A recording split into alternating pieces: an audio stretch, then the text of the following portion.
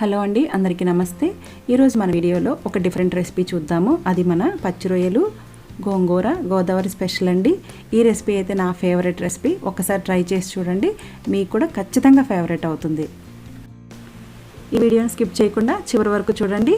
చిన్న చిన్న టిప్స్తో ఈ కూరని మరింత రుచిగా ఎలా చేయాలో చూద్దాము. ఈ రొయ్యల్ని పసుపు సాల్ట్ వేసుకొని నీట్గా వాష్ చేసుకొని పక్కన పెట్టుకోవాలి. తర్వాత ఒక కడాయి పెట్టుకొని అందులో 1 టేబుల్ స్పూన్ ఆయిల్ వేసుకొని మనం క్లీన్ చేసి పెట్టుకున్న రొయ్యలు వేసి అందులో కొంచెం సాల్ట్ పసుపు వేసి అందులో వచ్చే వాటర్ అంతా ఇంకిపోయే వరకు ఫ్రై చేసుకోవాలి.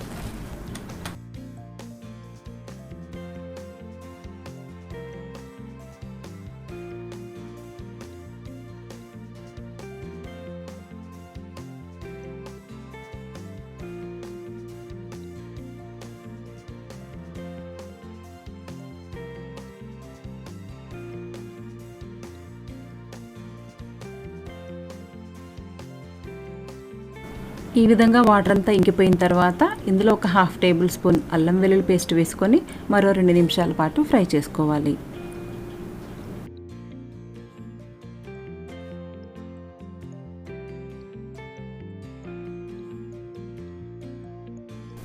ఈ విధంగా ఫ్రై అయిన తర్వాత ఇప్పుడు ఒక 3-4 పచ్చిమిర్చి చీలికలు వేసుకొని మరో నిమిషం పాటు ఫ్రై చేసుకోవాలి.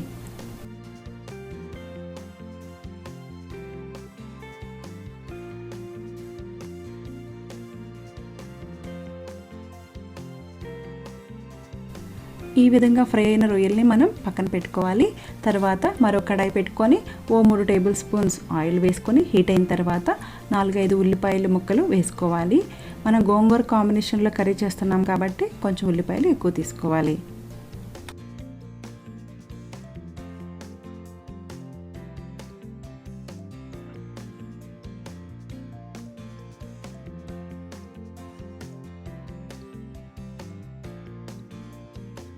ఈ ఉల్లిపాయ ముక్కల్లోకి కొంచెం సాల్ట్ వేసుకొని మూత పెట్టుకుంటే తొందరగా మగ్గిపోతాయి.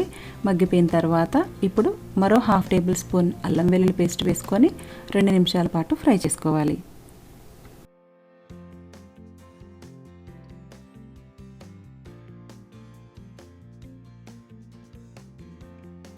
ఇప్పుడు ఇందులోకి 4 టేబుల్ స్పూన్స్ కారం వేసుకోవాలి. కారం చూసి భయపడొద్దండి, ఎందుకంటే మనం వాడేది గోంగూర కాబట్టి ఉల్లిపాయలు కూడా ఎక్కువ తీసుకుంటున్నాం కాబట్టి ఈ 3 సమపాళల్లో ఉంటేనే మన కూరకి కరెక్ట్ రుచి అనేది తెలుస్తుంది. ఇప్పుడు ఇందులోకి ఒక 1/2 లీటర్ వాటర్ పోసుకొని 10 నిమిషాల పాటు మీడియం ఫ్లేమ్ మీద ఉల్లిపాయ అంతా ఉడికిపోయే వరకు ఉడికించుకోవాలి.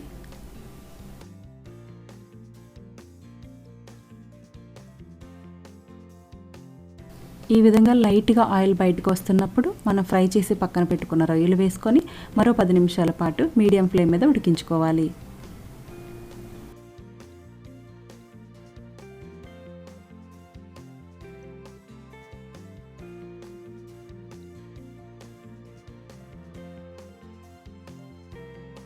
చూసారు కదండి, కూర 90% ఉడికిపోయింది. ఇప్పుడు మనం దీంట్లోకి గోంగూర యాడ్ చేసుకోవాలి. ఈ గోంగూరను మనం ఉడకబెట్టుకొని వేసుకునే దానికంటే ఇలా చిన్న చిన్న ముక్కల కింద కట్ చేసి వేసుకుంటే మంచి టేస్ట్ వస్తుంది. మనం వేసుకున్న కారాన్ని బట్టి గోంగూర క్వాంటిటీ అనేది డిపెండ్ అయి ఉంటుంది. ఈ గోంగూర వేసుకున్న తర్వాత 5 నిమిషాలు మీడియం ఫ్లేమ్ మీద ఉడికించుకున్నాక మరో 5 నిమిషాల పాటు స్లో ఫ్లేమ్లో ఉడికించుకోవాలి. మధ్య మధ్యలో తిప్పుతూ ఉండాలండి, అడుగంటుతూ ఉంటుంది.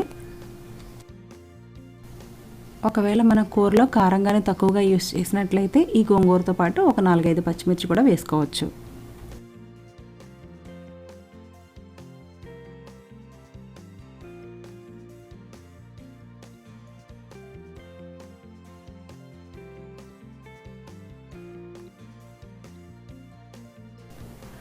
పది నిమిషాల తర్వాత మనం మూత ఓపెన్ చేసి చూస్తే ఈ విధంగా ఆయిల్ అంతా బయటకు వచ్చేసి మన కర్రీ రెడీ అయిపోయింది.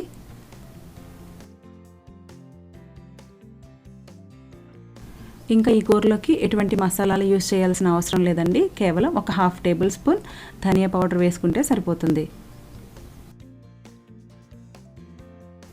ఇప్పుడు స్టవ్ ఆఫ్ చేసుకొని కొంచెం కొత్తిమీర కరివేపాకు వేసుకోవాలి. తర్వాత 1 స్పూన్ జీలకర్ర 4-5 వెల్లుల్లి రెబ్బలు తీసుకొని కచ్చా పచ్చా దంచుకొని వేసుకుంటే మన పుల్లటి గోదావరి స్పెషల్ పచ్చి రొయ్యలు గోంగూర కూర రెడీ అయిపోతుందండి. ఈ కూరను మనం అట్లీస్ట్ తినడానికి ఒక 1 అవర్ ముందు వండుకుంటే చాలా బాగుంటుంది.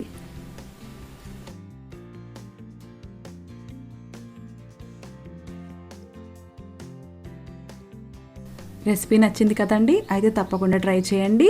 మీ ఫ్రెండ్స్ అండ్ ఫ్యామిలీ మెంబర్స్ అందరికీ షేర్ చేయండి. మరొక మంచి రెసిపీతో మళ్ళీ మీ ముందుకు వస్తాను. అంతవరకు సెలవు మరి. నమస్తే.